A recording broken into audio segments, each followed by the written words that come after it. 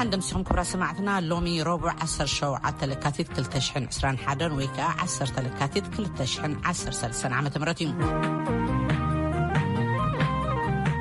مدباتنا هم تلمود بالزينة جميرنا بريزيدنت جو بايدن من محدار ترامب غيروم زنبري آثار بوليسيتات إميغريشنن حدست سدتنياتاتن حاوسو مقلباسوم زغلص صبصاب كلونايم فلي مدلاونا خا اب تግራይ ዘሎ አተሓሓዛ ሰብኣዊ ኩነታት ብዝምልከት ካብ ኣብያተ ጽሕፈት ሕብራት መንግስታትን ካልኦት ዓለም ለኸ ተካላት ረድኤትን ዝወጹ ጸብጻባትን መግለጺታትን መሰረት ብምግባር ምስ ኣምባሳደር ታዬ አጽቀሥላሴ ኣብ ሕብራት መንግስታት ቀዋሚ ልኡኽ ኢትዮጵያ ዝተኻየደ ቃለ መጠይቅ ክኸውን ንኹሉም ሳናምሲኹም ምድላዋትና ክትከታተሉ ዝዕድመኩም ምን ያፈርቄ ዜና ኸነቀድሚና ካብ ተወልደ ወልደ ገብርኤል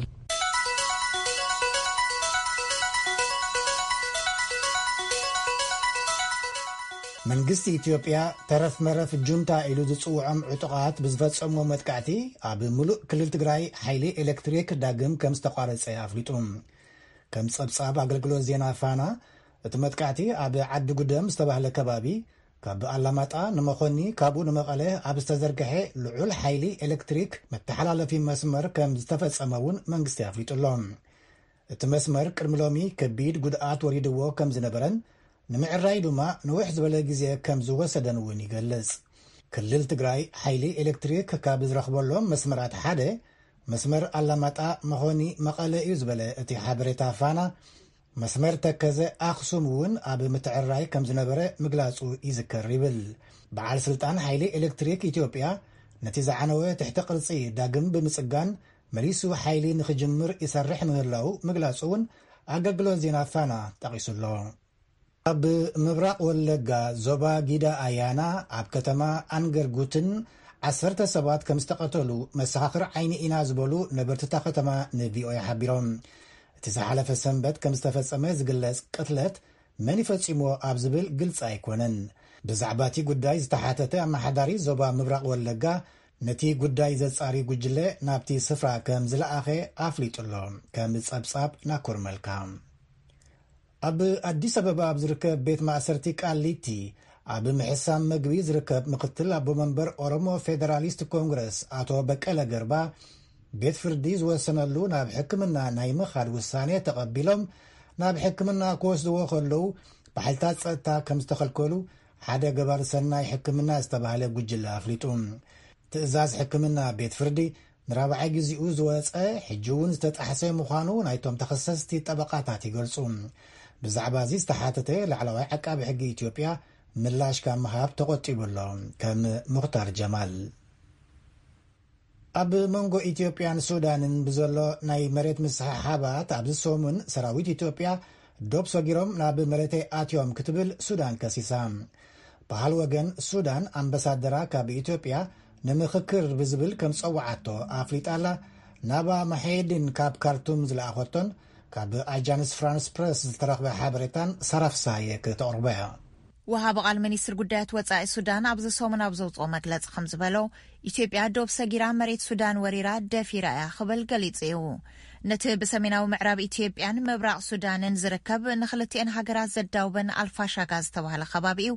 بزي حقاو من قدي زبلتو سراويت إثيوبيا سجيرو آتيلو خطبل السودان تخصص منقص إثيوبيا مريت سودان مورارو آيك حدن يخننبر السودان دوبي سجيرا زفت سمتو ورار تتاو تبل كبل توعيهم أمنغو سودان إثيوبيا ندوب الفاشا عمل كيتو زل على السحابات لعل 5 عمت زوطريو بمخنيات أب إثيوبيا كل التجراي زكاي زل خوينات بعسرت أشحات زوطرو سدتنياتات نم مبرع سودان دحر مقتاوم سعيبو أول حل تحساس كم بحدش سلعيليهم أبزح حلفة ورحة الرئيس سودان حانت وتهدراويت أير إثيوبيا بجزءاتها 5 زنبابت كتقلت كلا إثيوبيا دما سراويت سودان ندوبي ساقيرون بمقتاو نبرز زيقاتاتي سري أوميوم كتبل مخصاصة الزكريون منبري إكواتار زقابرة تنتان بوليتيكا سوداناوي عواس محمد خلتين هاقراتنا بعلاو كوينات انتقاتين وزعاتاتون خلتين كم زهاسين يزارب ومتابخ القرار في الخرطوم أو أديس أبابا تعلم أن الذهاب إلى الحرب هو غفز في المجهول هو تغويض لمكتسبات سبا سلطان إثيوبيان سودانن نابكينات مقتاوم بترقم زي بلو مخانو أطبقهم يفلطوا يوم إثيوبيا قطباو عبيت سودان دما ديمقراسيا ولو تنزيايا كابزخون عينت كوينات كلتين هاجرات زرخبو مخسبيلن يخون انبر ክልቲኦም መራሕቲ ግና ነቲ ኣብ ውሽጦም ዘተላዕሉ ጎንፅታት መሸፈኒ ዝኸውን ደጋዊ ጸላኢ ደልዩለው እዩ ዝበለ እዞም ንዶብ ምኽንያት ገይሮም ዝለዓሉ ዘለው መስሓባት ነቲ ንሩባ ማይ ኣባይ መሰረት ገይራም ኢትዮጵያ ተሃንጾ ዘላ መመንጨው ሓይሊ ኤሌክትሪክ ተወሳኺ ወጥሪ ዝፈጥር እዩ ግብፅን ሱዳንን ብምኽንያት እቲ ኢትዮጵያ ትሰርሖ ግድብ መጠን ማይ እቲ ወሓዝ ሩባ ክቕንስ ይኽእል እዩ በዚ ድማ ክንረኽቦ ዝግባአና ቀረብ ጽሩይ ማይ ይቕንስ ክብላ ይኸሳ ኣብ ካርቱም ዝነብር ተንታኒ ፖለቲካ አልፋቲሕ ማሕሙድ እቲ ግድብ ነቲ ሕዚ ተፈጢሩ ዘሎ ወጥሪ መበገሲ እዩ ይብል ما يجري بين السودان وأثيوبيا مناوشات حدودية لن ترتقي إلى مستوى محمود زبلو قدب هداس إثيوبيا ناي زي حزز اللعلو زلو مسحابات مبقسي إذا دما نخلتيهم نابقونس كأتوهم أموداتا دما أبتربيزا كوفيلهم كالزراربو يخليهم كابكينات كركب زخل ترف نجر سلازيلا إيزبالم ኢትዮጵያን ሱዳንን ክሸማገል ደቡብ ሱዳን በክልቲአን ተቐባልነት ረኺባ እያ እንተኾነ ግን ቅድሚ ናብቲ ሽምግልና ምእታውና ሰራዊት ሱዳን በቕልጡፍ ካብ መሬት ይውፃእ ክትብል ኢትዮጵያ ገሊጻ እያ እዚ ከምዚ ኢሉ እንከሎ እቲ ንመዳወ ከባብታትን ህንፀት ህዳሴ ግድብ ኢትዮጵያን ኣመልኪቶም ዝለዓሉ መስሓባት ኣብ መንጎ ክልቲአን ሃገራት ምጉሃራት ክንህር ይገብረሎ ክብሉ ሚኒስትር ጉዳያት ወፃኢ ሱዳን ሎም ረቡዕ ምዝራቦም ኣሶሺየትድ ፕሬስ ገሊጹ እዩ وهاب قال منستر قدات وصاء السودان منصور بولاد سودان أبديس أبا نزركب أمباسادر أمس إثيوبيا زلوا ركبا ملكيتا خط الزراربو صوعت الله زبلا أسوشيتد بريس اتلو أخد حرة زاتا نفس روحو خملاسيو كبل زقالت أخوينو بزعبات حستو تزاتا جن زبلو يلان زي دمس أمريكايو واشنطن منغستي بريطانيا ንወለንተኛታት ንኮሮና ቫይረስ ብምቅላዕ ዝግበር ካብ ዓለም ፈላማይ ዝኾነ ፈተነ ኣጽዲቓ እቲ ሰብኣዊ ብድሆ ዝተባህለ ፈተነ ተሰዓ ዝኾኑ ጥዑያት ኣብ ክልል ዕድሜ 18 ክሳብ 30 ዝርከቡ ወለንተኛታት ንኮሮና ቫይረስ ከም ዝቃልዑ ዝገብር እዩ ሳይንቲስታት ነዚ ዝገብሩ ዘለዉ እቲ ቫይረስ ከመይ ከም ዝመሓላለፍን ከመይ ከም ዘጥቅዕ ንምርዳእ ኣብ መወዳእቱ ድማ ኣድማዒ ዝኾነ ክታበትን ሕክምናን ንምምዕባል እዩ ጃፓን ድማ ነዊሕ ግዜ ክድናጎል ዝጸንሐ ክታበት ኮሮና ቫይረስ ሎሚ ጀሚራላ ጃፓን ሎሚ ክትጥቀመሉ ዝወዓለት ክታበት ናይ ፋይዘር ባዮንቴክ እዩ ክሳብ 40,000 ዝኾኑ ዶክተራትን ዓለይቲ ሕሙማትን ቀዳማይ ዶስ ክወስዲኦም ድሕሪኡ ን3.7 ሚልዮን ሰራሕተኛታት ጥዕና ብምኽታብ ድሕሪኡ ድማ ን36 ሚልዮን ልዕሊ 65 ዓመት ዝኾኑ ንምኽታብ መደብ ኣለዋ ጃፓን كتابت حجي قديتا خوينلو اب جابان كاب استرازينكان كاب مودرنان وين تقبلا نخل حزبا زخون كتابت كتحز وسينالا جابان اب دبوب افريكا بريزيدنت سيريل رامافوزا قداماي كتابت كوفيد بموساد مس سراحتنياتات طعنا تصنبيرلون استات 80,000 عقن بجونسون اند جونسون تسرح كتابت تمالي سولوس دبوب افريكا اتيلون كساب زمص سومون بدمر 500,000 دوز كتابت كاتو تثبيت الله اب دبوب افريكا تاغر كاب فايزر بايونتك ون توسخي 20 مليون عقن كتابت شميتالا ابزي اب يونايتد ستيتس بريزيدنت جو بايدن كساب زمص زلو ورحي حمله نفس وقف امريكاوي زاكل لعلي 600 مليون دوز كتابت كورونا فيروس كهلونا يللون تمال مشات اذا هاجر معاس ناب نبور كتملاسيا تبايلو بناي CNN ጋዜጠኛ ኣንደርሰን ኩፐር ዝተሓተተ ፕሬዝደንት ባይደን ዝመጽእ ልደት ኣብ ኣዝዩ ዝተፈለየ ህሞት ክንህሉ ኢና ኢሉሎም ትማሊ ሶሉስ ዋይት ሃውስ ክታበት ምውሃብ ኣብ ሰሙን ካብ 11 ሚልዮን ናብ 13.5 ሚልዮን ክውስኽ ኢሉ ነይሩ እዩ ባይደን ናብ ዘረብኡ ኣብያተ ትምህርታት ንምኽፋት መማህራን ቀዳምነት ክውሃቦም ኣለዎ ኢሉሎም ኣብ ግጭታት ዘለዉ ሚልዮናት ሰባት ንኽታበት ኮቪድ ዕድል መታን ክረኽቡ ውዕላት ምቁራጽ ተኽሲ ክግበር ባይቶ ጸጥታ ውሳነ ክሕልፍ ክጽውዕ ትብላላ ብሪጣንያ ሚኒስትር ወጻኢ ብሪጣንያ ዶሚኒክ ራዓብ ነዚ ቫይረስ እዚ ንምስዓር ብሓባር ተዋሂድና ክንሰርሕ ሞራላዊ ግዴታ ኣለና ኢሉ ብሪጣንያ ነዚ ወርሒ እዚ ነቲ 15 ሃገራት ዝኣባላቱ ባይቶ ጸጥታ ብፕሬዝደንትነት ትመርሕ ዘላ እያ ሕብራት ሃገራት ንምዕሩይ ዕድላት ክታበት ኮቪድ-19 ክደፍእ ጸኒሑሎም ልዕሊ 160 ሚልዮን ሰባት ኣብ ሓደጋ ምስኣን ክታበት ኮቪድ ኣለዉ ብፍላይ ኣብተን ግጭታት ዘለወን ከም የመን ሶርያ ደቡብ ሱዳንን ኢትዮጵያን ዝበላ ኢሉ እቲ ሚኒስትር ወጻኢ እንግሊዝ ስለዚ እቲ ክታበት ተቐሪቡ ንዝርግሐ ድሉ ኣብ ዝኾነሉ እዋን ንድሕነትን ጸጥታነቶም ከተብትን ተኸተብትን ተባሂሉ ግዝያዊ ምቁራጽ ተኹሲ ክግበር ኣለዎ ኢሉ እዚ ኣሰራርሓ እዚ ኣብ 2001 ኣብ ኣፍጋኒስታን ንኣስታት 6 ሚልዮን ቆልዑት ክታበት ፖሊዮ ኣብ ምሃብ ከም ዝተሰርሓሉ እውን ብሪጣንያ ተዘኻኽር ቅድሚ ሎሚ ብዋና ጸሓፊ ሕብረት ሃገራት አንቶኒዮ ጉተረስ ቀሪቡ ዝነበረ ተመሳሳሊ ጻውዒት ምቁራጽ ተኹሲ ዘይምስማዕ ኣጋጢምዎ ምንባሩ ይዝከር እዚ ሎሚ ረቡዕ ክካየድ ተመዲቡ ዘሎ ኣኼባ ባይቶ ጸጥታ ቅድሚቲ ድሕሪ ጽባሕ ዓርቢ ዝካየድ ዋዕላ መራሕቲ ጉጅለ 7 እዩ ዝኸውን ዘሎ ንዕኡ ትመርሖውን እንግሊዝያ ኣብ ኮቪድ-19 ክተተኩር ትጽቢት ኣሎ ሚኒስትር ምክልኻል ዩናይትድ ስቴትስ ሊዮድ ኣውስቲን ሎሚ ምስ ሃገራት ኪዳን ሰሜን ኣትላንቲክ ይራኸባሉ እዚ ፈላማ ይርክቡ ነቲ ኣብ ግዜ ፕሬዚደንት ነበር ትራምፕ ደኺሙ ዝነበረ ምሕዝነት ንምዕራይ ከም ዝጥቀመሉ እውን ንምፍላጥ ተኻኢሉሎም ኔቶን ዩናይትድ ስቴትስን ኣብዚ ናይ ሎሚ ርክባቶም ብዛዕባ ቁፅሪ ኣብ ኣፍጋኒስታን ዝህሉ ሓይሊ ከምኡውን ከም ሩስያን ቻይናን ዝበላ ሓይልታት ከመይ ትብድህን ኣብ ዝብል ከተኩሩ ምዃኖም ክፍለጥ ተኻኢሉሎም ነዚ ዕላማታት እዚ ንምዕዋት ድማ ኔቶ ናብ ዝነበሮ ሓይሉ ክምለስ ኣለዎ ኢሉ ኣውስትን ብሓንሳብ ክንማኸር ብሓንሳብ ክንውስን ብሓባር ክንትግብር ኣለና ኢሉ ሚኒስተር ምክልኻል ዩናይትድ ስቴትስ ሊዮድ ኣውስቲን ኣብቲ ምስ ናይ ኔቶ መዘነታቱ ዝገበሮ ርክብ ኣብ መወዳእታ ኣብዚ ኣብ ዩናይትድ ስቴትስ ፕሬዚደንት ጆ ባይደን መባእታዊ ኣብያተ ትምህርቲ ብኣካል ንዝወሃብ ትምህርቲ ክኸፍታ ይደፍእ ኣሎ ክሳብ መወዳእታ 100 መዓልታት ስልጣን ካብ ዝሕዝ ኣብ ዘሎ ግዜ ኣብ ሰሙን 5 መዓልታት ክኽፈታ ምዃንን ቃል ኣትሎ ባይደንን ምምሕዳሩን ኣብ ምኽፋት ኣብያተ ትምህርቲ ጸቕጢ ክመጾም ቀኒዩሎም ሓንቲ መዓልቲ ኣብ ሰሙን ናብ ቤት ትምህርቲ ምኻድ ተኸፊዱ ዶ ክበሃል ይከኣል ዝብል ካብ ሕቶታት ሓደ እዩ ዘሎ ዜና በዝፍጸም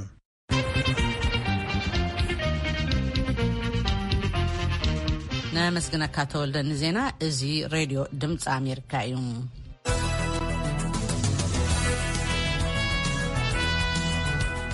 ናይ ፕሮግራም መላለይ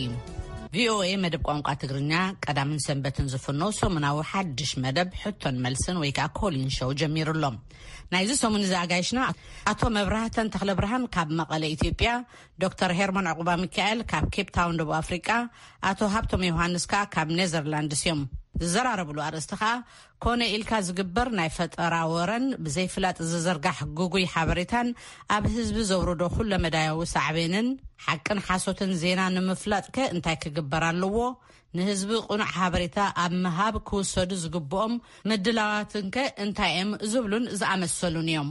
ስለዚ ሕቶታትኩም ብቁጥሪ ስልኪ 222-59942 ናይ ውሽጢ መስመርና 15 ወይ ከዓ ብኢሜይል horn@voanews.com ከምኡውን ብፌስቡክ VOA ትግርኛ ክሳብ ሓሙስ ላኣኹልና ኢኹም ካብዚ ብተወሳኺ ሓሙስ ብናይ ዋሽንግተን ዲሲ ሰዓት ኣቆፃፅራ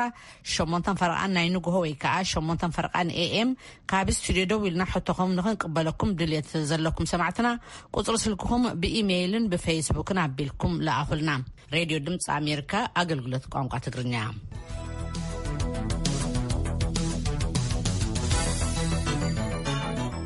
ናብ ተፈላማይ ጸብጻብና ክንሓልፍ ከለና ሓድሽ ፕሬዚደንት ዩናይትድ ስቴትስ ጆ ባይደን ምምሕዳር ትራምፕ ዝትግብሮም ዝነበረ ምሒር ኣሳሪ ፖሊሲታት ኢሚግሬሽንን ሓደስቲ ስደተኛታትን ምቕልባሱ ሓዊሱ ነቶም ኣብ ሕማቅ ኩነታት ዝርከቡ ተስፋ ዝሃበ ኮይኑሎም ተንተንቲ ብተረኦም ስደተኛታት ኣብ ዩናይትድ ስቴትስ ተቐቢልካ ንምጥያሽ ዝካየድ ፕሮግራም ናብ ዝነበሮ ንምምላስ ግዜ ክሓትት ይብሉለው አሌን ባሮስ ካብ ዋሽንግተን ዲሲ መሐመድ ዩሱፍ ከዓ ካብ ናይሮቢ ንዘዳለውዎ ሪፖርት በትረ ስልጣን ናብ ሓደ ጠሚሩ ከቕርቦ እዩ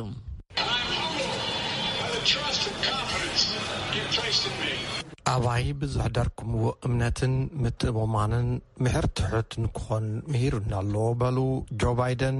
ስልጣን ኣብ ዝተረከቡሉ ዕለት ሶማልያዊ ዓብድራዚቅ ኑር እብራሂም ኣብ ቤት ጽሕፈት መገዲ ኣየር ትኬት ኣብ ናይሮቢ ምስ ሪፖርተርና ተራኺቡ ነይሩ ንሱን ኣባላት ስድርኡን ቅድሚ 4 ዓመት ኣብ ዩናይትድ ስቴትስ ንክሰፍሩ ዕድል ረኺቦም ነይሮም ሽዑ ፕሬዚደንት ኮይኖም ቃለ መሓላ ዝፈጸሙ ዶናልድ ትራምፕ ግና ብዙሕ ከይጸንሑ ንሶማልያ ሓዊሱ ካብ ብርክት ዝበላ ሙስሊማት ዝበዝሕወን ሃገራት ናብ ኣሜሪካ ምእታው ኣይከኣልን ዝብል ትእዛዝ ፈረሙ ኢብራሂም ሽዑዝ ተሰምዑ ከምዚ ብምባል ይገልጾ I passed all the interviews, health and everything. ንኩሎም ቃለ መሕትት ሕክምናዊ ምርመራታትን ኩሉ ዕንቅፋታትን ሰጊርናዮ ነርና ካብኡ ዝተመርጹ ፕሬዚደንት ሓድሽ ትእዛዝ ኣውረዱ ብድሕሪኡ ንዝሓለፉ 4 ዓመታት ኣብዚ ንርከብ ቅድሚ እውን እንተኾነ 10 ዓመት ሙሉ ተጸቢና ኢና ሓደ መዓልቲ ኣብ ዩናይትድ ስቴትስ ክንሰፍር ኢና ብዝብል ተስፋ ይብል ንሱ ኢብራሂም ወሲኹ ፕሬዚደንት ጆ ባይደን ንዝተነበሩ እገዳታት ኣብ ልዕሊ ስደተኛታት ስለ ዘልዕሉ ኢሉ ንኣዶም I am so hopeful things may change for us. ተስፋ ዝገብሮ መጻኢና ብሩህ እዩ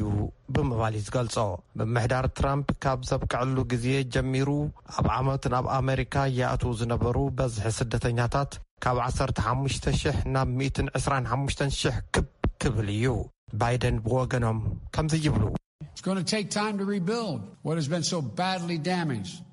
ኣዝዩ ተባላሽዩ ዝጸንሐ ኣሰራርሓ ናብ ንቡር ንምምላስ ግዜ ክወስደልና እዩ እዮም ዝብሉ ዘለዉ ፕሬዚደንት ባይደን ካልኦት ወሃብቲ ርእይቶ እውን ብድሆ ከም ዘጋጥም ይዛረቡ ብሕልፊ ኣብ እዋን ለበዳ ቫይረስ ኮሮና ኣብ ላዕለዋይ ስደተኛታት ሕቡራት ሃገራት ሓላፊ ርክባት ክሪስ ቦያን ከምዚ ይብል There will be a number of challenges, including on the funding level, on the staffing level. ክሪስ ክዛረብ ከሎ ዝተፈላለዩ ብድሆታት ኣለዉ ገንዘባዊ ሓይሊ ሰብ ብመስርሕ ምሕላፍን ዝኣመሰሉን ማለት እየ እቲ ክጥቀስ ዝኽእል ዝለዓለ ብድሆ ግና ከምቲ ምምሕዳር ዩናይትድ ስቴትስ እውን ዝብሎ ለበዳ ኮቪድ-19 እዩ ይብል ንሱ ኣሊሻ ወይን ሓንቲ ካብተን 9 ስደተኛታት ኣብ ኣሜሪካ ዘስፍራ ትካላት ትመርሕ በዓልቲ ስልጣን እያ ከምዚ ትብል really looking forward to staffing back up. So ንቅድሚት ክንጥምት ከለና እቲ ክንገብሮ ዘለና ምስ መሻርክትና ትካላት ኮይና ተወሰኽተ ኣብያተ ጽሕፈታት ምኽፋት ዝብል እዩ ደገፍቲ ፕሬዚደንት ዝነበሩ ዶናልድ ትራምፕ ግና ዕግበት ኣይስምዖምን ጽኑዕ መስርሕ ምጽፋፍ ኩነታት ሰፋሮ ናብ ኣሜሪካ ከኣትዉ ከለዉ ጸጥታዊ ስግኣት ንከይኾኑና ሓጋዚ ክኾን እዩ እዮም ዝብሉ ሄሪቴጅ ፋውንዴሽን ካብ ዝበሃል ዓቀባውያን ዝነጥፍሉ ትካል ሎራ ራይስ ከምዚ ትብል There was a review of the vetting program at the beginning of the Trump administration. ኣብ እዋን ምጅማር ምምሕዳር ትራምፕ ስርዓተ ቁፅፅር ከመይ ከም ዘሎ ዝግምገመሉ ኣሰራርሓ ነይሩ እዩ እቲ ኣሰራርሓ ድሕሪ ዝተወሰኑ ዓመታት ክድገም ኣለዎ እቲ ኣሰራርሓ ምስ ትራምፕ ስለ ዝተኣሳሰር ክንገድፎ ኣለና ማለት ኣይኮነን ተሓለቕቲ ስደተኛታት ስግኣት ጸጥታ ብመንጽር ሰፈራ ተጋኒኑ እዩ ዝዝረብ በሃልቲ እዮም ኣብ ኣገልግሎት ኢሚግሬሽን ሉተራን ትነጥፍ ክሪስ ኦሜራ ከምዚ ትብል There is this claim, which isn't actually true, that refugees ሓደ ሓቂ ዘይኮነ ግና ዝስማዕ ባህል ኣሎም ስደተኛታት መብዛሕትኡ ግዜ ገበነኛታት ወይ ፈጠርቲ ራዕዲ ክኾኑ ይኽእሉ እዮም ዝብል ኣባህላ እቲ ሓቂ ሓደ ስደተኛ ካብ ወዲ ሃገር ገበን ንምፍጻም ዘለዎ ድሌት ዝተሓተ እዩ ኣብ ናይሮቢ ኮይኑ ናብ ኣሜሪካ ከኣቱ እየኢሉ ንዓመታት ዝተጸበየ ኢብራሂም ኑር ኣብ ኬንያ ዘሕለፍክዎ ዘይቅሱ ናብራ ሰጊርና ርጉኡን ውሕስን ህይወት ንመርሓሉ ግዜ ክመጽእ እዩ ኢሉ ከም ዝኣምን ሪፖርት ኣላይን ባሮስን መሐመድ ዩሱፍን ይሕብር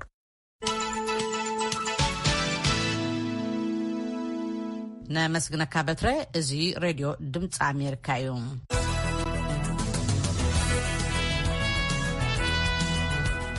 ናይ ፕሮግራም መላለይ VOA መደብ ቋንቋ ትግርኛ ቀዳምን ሰንበትን ዝፍኖ ሰሙናዊ ሓድሽ መደብ ሕቶን መልስን ወይ ከዓ ኮሊን ሾው ጀሚሩሎም ናይዚ ሰሙን ዘአጋይሽና አቶ መብራህተን ተክለብርሃን ካብ መቀለ ኢትዮጵያ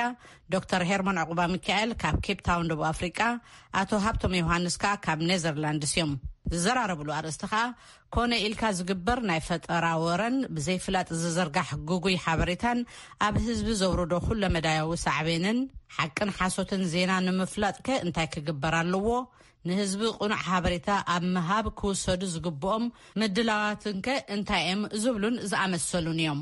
ስለዚ ሕቶታትኩም ብቁጥሪ ስልኪ 222-255-9942 ናይ ውሽጢ መስመርና 15 ወይ ከዓ ብኢሜይል horn@voanews.com ከምኡውን ብፌስቡክ VOA ትግርኛ ክሳብ ሓሙስ ላኣኹልና ኢኹም ካብዚ ብተወሳኺ ሓሙስ ብናይ ዋሽንግተን ዲሲ ሰዓት ኣቆፃፅራ 8 ፈርቃን ናይ ንግሆ ወይ ከዓ 8 ፈርቃን AM ካብ ስቱድዮ ደው ኢልና ሕቶኹም ንኽንቅበለኩም ድልየት ዘለኩም ሰማዕትና ቁፅሪ ስልክኹም ብኢሜይልን ብፌስቡክን ኣቢልኩም ላኣኹልና ሬድዮ ድምፂ ኣሜሪካ ኣገልግሎት ቋንቋ ትግርኛ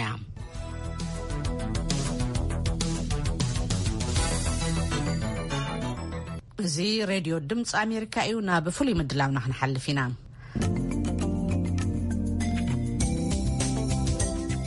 ኣብ ትግራይ ዘሎ ኣተሓሕዛ ሰብኣዊ ኩነታት ኣመልኪቱ ኣብ ውድብ ሕብራት መንግስታት ዝርከባ ኣብያተ ጽሕፈታትን ካልኦት ዓለም ለኸ ትካላት ረድኤትን ዘውፅዎም መግለፂታትን ሓበሬታታትን መበገሲ ብምግባር ካብ ክፍሊ ኣምሓርኛ መሳርሕትና ኣሉላ ከበደ ኣብ ሕብራት መንግስታት ቀዋሚ ልኡኽ ኢትዮጵያ ምስ ዝኾኑ ኣምባሳደር ታየ እስቀስላሴ ዝተኻየደ ቃለ ምሕትት ቀዳማይ ክፋሉ ሳራ ፍስሓዬ ከም ዝስዕብ ኣዳልያቶላ በቐጥታ ናብኡ ከስግረኩም አምባሳደር ታየ የረሃብ አደጋ አፋፍ ላይ ላሉ ወገኖች በትግራይ አፋጣኝ የሰብአዊ ንሓደጋ ጥሜት ይቃልዑን ዘለው ወገናት ኣብ ትግራይ ቅልጡፍ ሓገዝ ረድኤት ንምብጻሕ ኣብዚ እዋን ዝግበር ዘሎ ጭቡጥ ነገር እንታይ ይመስል ንሓደጋ ጥሜት ክቃልዑ ይኽእሉ ተባሂሎም ስጋኣት ንዝሓደሮም ህፃናትን ዓበይትን ማዕሮ ክንደይ ቀልጢፍካ ረድኤት ይባጽሓሎ ክብል ንዝሓተቶም ሕቶ እቶም አምባሳደር ትክክል ነው ለዜጎች ፈጥኖ መድረስ ዜጎችን ታደግ ዋንኛው ኃላፊነት የኢትዮጵያ መንግስትና ሐቂው ንዜጋታቱ ቀልጢፉ ናይ ምብጻሕ ሓላፍነት መንግስትን ህዝብን ኢትዮጵያ እዩ ክኸውን ዝግባእ ሓደ ክሳብ ሕጂ ዝተገብሩ ሓገዛት ብፍላይ እቲ ግዝያዊ መምሕዳር ብቐንዱ ዓቕሙ ብዝፈቐዶ ኣዝዮም ኣድለይቲ ዝኾኑ መሰረታዊ ቀረባት ንምቕራብ ዝኽእል ባይታ ከም ዝፈጠረ ምርኣይ ከኣል እዩ ካልኣይ ምዝ ተተሓሒዙ ትግራይ ብኢትዮጵያ ክትመሓደር ዘይደልዩ ብዙሓት እዮም እዚ ንምቅላስ ድማ ሰፋሕቲ ስራሓት ተሰሪሖም እዮም ዝፈረሱ መሰረተ ልምዓታት ብምዕራይ ኣብ ብዙሓት ከባቢታት ስልኪ መብራህቲ ማይ ብምስራሕ እቲ ግዝያዊ መምሕዳር እውን ምስ መንግስቲ ፌደራልን ካልኦት ሓገዝቲ ሓይልታትን ኮይኑ ብዝከኣሉ ዓቕሙ ንምስራሕ ይፍትን ኣሎ እዩ ሳልሳይን እቲ ዝዓበየን ክበሃል ዝከኣል ንሰብኣዊ ሓገዝ ዝምልከት እዩ ክሳብ ሕጂ ዝበፅሐ ረድኤት 70% ብመንግስቲ ዝተዓደለ እዩ ብዓለም ለኸ ትካላት ዝሳለጥ ናብ 30% ጽጋዕ ጥራሕ እዩ እቲ ህጹጽ ሓገዝ ዘድልዮ ህዝቢ ተባሂሉ ብኦቻ ዝተጠቕሰ ቁጽሪ ምስቲ መንግስቲ ዝበሎ ብዙሕ ዝረሓቕ ኣይኮነን ከምቲ ኮሚሽነር ምትኩ ዝገለጽዎ ክሳብ ሕጂ ናብ 400,000 ኩንታል ጽጋዕ ዝተፈላለዩ መግቢ ቀረባት ዝሓዘ ተባፂሑ 60,000 ኩንታል ጽጋዕ ድማ ሕጂ ተለኣይኹሎ 690,000 ኩንታል ዝኸውን ድማ ኣብ ጅቡቲ ወደብ በፂሑ ኣሎ ስለ ዝኾነ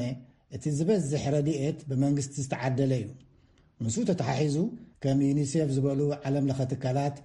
ኦቻ ኣብ መፈለምታ ብምኽንያት ፀጥታ የማትኡ ነይሮም እዮም ሕጂ ግን ናይ ፀጥታ ፀገም ከምዘየለ ምስ ኣረጋገፀ ኣትዮም ሓገዝ ይህብሉ እዮም እቲ ድልየት ሰፊሕ ብምዃኑ ተሳትፎ ዓለም ለኸ ትካላት ትፅቢት ዝግበረሉ እዩ ብዙሕ ግዜ ግን ኣብ ክንዲ ተሓገዝ መግለፂታት ለዝበዝሕ እቲ ሓቂ ዝኾነ ሓበሬታ ብሚዛን ኣብ ምቕማጥ ፀገም ክህሉ ይኽእል እዩ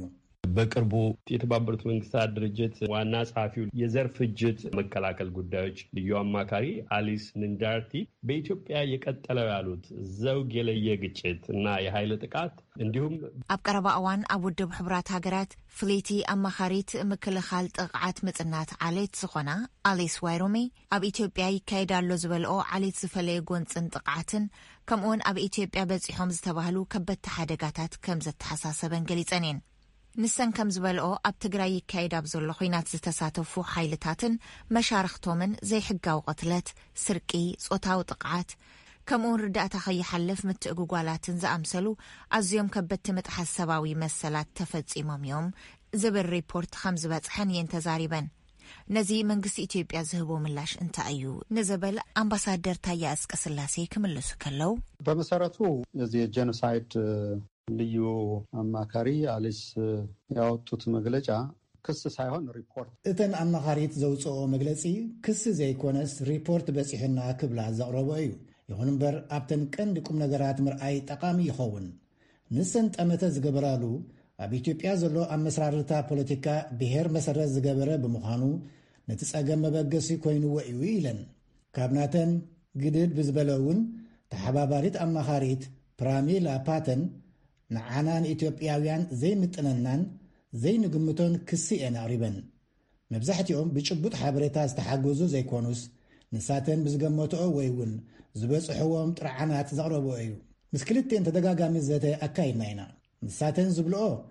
ክሲ ዘይኮነ ክዕረዩ ዝግብኦም ኣርኣያታት ኣለዉ እየን ዝብላ ብፍላይ ኣብ ልዕሊ ደቂ ኣንስትዮ ጾታዊ መጥቃዕቲ ተፈጺሙ ኣብ ዝብል እዩ ንሱ ድማ ኣብ መንግስቲ ኢትዮጵያ ሚኒስትር ጉዳያት ደቂ ኣንስትዮ ዘረጋገጾ ጉዳይ እዩ ቅድም ክብል ኣብ ዝተፈላለዩ መድረኻት ውድብ ሕብራት መንግስታት ከም ዝገለጽናዮ ኢትዮጵያ ከም ሃገር ንጾታዊ መጥቃዕቲ እትጻውረሉ ትዕግስቲ የብላን ኣሎ እንተተባህለ እውን 0 ጥራሕ እዩ ብምዃኑ ነዚ ብውልቀ ዝፈጸሙ ኾነ ዘተሓባበሩ ተሓተት እዮም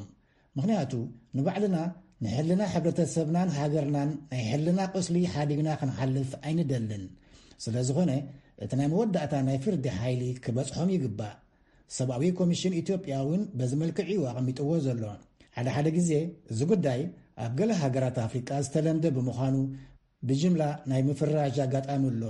ብፍላይ ኣብ መንጎ ስጋዊ ዝምድና ዘለዎም ሰባት ጾታዊ መጥቃዕቲ ክፍጽሙ ተገዲዶም እዮም ክብላ ንዘቕረብኦ ጠቐነ ጭቡጥ መረዳእታ ኣብ ዘይብሉ ከም ኣባል ሃገር ተሓባቢርና ክንሰርሕ ኣይንኽእልን ኢና ኢልና ኢና አምባሳደር ታየ ጠቀስ አድርገዋቸው ያለፉት የኢትዮጵያ የሴቶች የህፃናትና የወጣቶች ጉዳይ ሚኒስትር ፊሊሳን አብዱላ አህመድ በአስተላለፉት የትዊተር መልእክት አማካኝነት አምባሳደር ታየን ንስኹሙን ከም ዝጠቀስኩምዎ ሚኒስትር ጉዳያት ደቂ ኣንስትዮ ህፃናትን መናእሰይን ኢትዮጵያ ፊሊሳን አብዱላሂ ኣብ ትዊተርን ከም ዝጸሓፈኦን ካብቲ ከባቢ ዘሎ ግብረ ሓይሊ ጾታዊ ጥቃት ተፈጺሙ እዩ ዝብል መረዳእታ በፂሕና እዩ ኣረጋጊፅና ኢና ኢለን እየን ولا እኳ በየናይ ክፋል ማሕበረሰብን ከመይ ከም ተፈጸመን ኣብቲ ዝሕለፈኦ መልእኽቲ ዝበልኦ እንተዘየለ ንሰሙን ስጋብ ናይ ሕጊ መወዳእታ ስጉምቲ ክውሰድ እዩ ኢሎም እዮም መርመራ ተጀሚሩ እዩ ምፍጻሙ እውን እንተተረጋጊጽ ኮይኑ ብመዳይ መንግስቲ ኢትዮጵያ እንታይ ስጉምቲ ይውሰድ ኣሎ ክብል ኣሉላን ዘቕረበሎም ሕቶ አምባሳደር ታየ አስካስላሴ ከምዚ ይብሉ እንደኔ እይታ ዋናው መርሆቹን እና ቁርጠኝነቱን ማስቀመጥ ምናልባት የሚስ ፕራሚላ ፓተን ኢትዮጵያ መከላከያ ሰራዊት ኃይላት በዚህ ጉዳይ ላይ ጠንካራ ከምናተ ያራያ እቲ ቀንዲ መምርሕታትን ቁራጽነትን ዘለዎ ውሳነ ምቕማጥ ይግባእ ሚስ ፕራሚላ ፓተን ኃይልታት ምክልኻል ኢትዮጵያ ኣብዚ ጉዳይ ሕይል ዝበለ ዘተ የካይድሉ ዝነበረ ቪድዮ ኣቕሪበን ኣርኤናና እየን ነዚ ንምክልኻል ዘለዎም ቁራጽነት እውን ኣድኒቐንኦ እየን ኩሎም ኣካላት ሕጊ ነዚ ገበን ኣብ ልዕሊ ዝፈጸሙ ወገናት بمرمرة الرقاقيسو تحتتي كخوني قبا تن منستر قدات دقا انستيو مناسين حساناتن إثيوبياون مسوك والراس امنتا تحيزاني مسلنين تمدقتز حلفو أبكس على دمام بمرمرة تحاقيزو نهزبي قلت زخوني مسلنين مغنياتو قبل علزي قوانسي كمدي زبالة بسلا قبل على حقر قدفكا محلاف أي كالن نتبسلا زفتقرو سبات نحاورو تسنيام كخوني خوليوم تخونيقن እቲ ዝፈጠሮ በሰላ ሃገራዊ ቁስሊ ክኸውን ስለ ዝኽእል ክሃዊ ይግባእ ትምህርቲ ክወሃበሉ ዘይኮነስ ግቡእ ፍርዲ ክወሃቦ ይግባእ ከምኡ ክኸውን ከሎ እዩ ድማ እቶም ተሃሰይቲ ቁስሊ ሕልንኦም ክድሕን ዝኽእል ኣብ ሓደ ከተማታት ትግራይ በቶም ተጻዋዕቲ ሓይልታት ዘይሕጋዊ ደብዳባት ኣየር ተፈጺሙ ክብል ውድብ ሕቡራት ሃገራት ንኸጻርዮ ዓለም ለኸ ተሓላቓይ ሰብኣዊ መሰላት ሂውማን ራይትስ ዎች ኣብ ዘውፅኦ መግለፂ ሓቢሩ እዩ ብዛዕባ ዝኸንሶም እንታይ ይብሉ ንዝብል ሕቶ ኣሉላን አምባሳደር ታየ አስቀስላሴ ዝሃብዎ መልስን ኣብ ካልኣይ ክፋልና ክነቕርበልኩም ኢና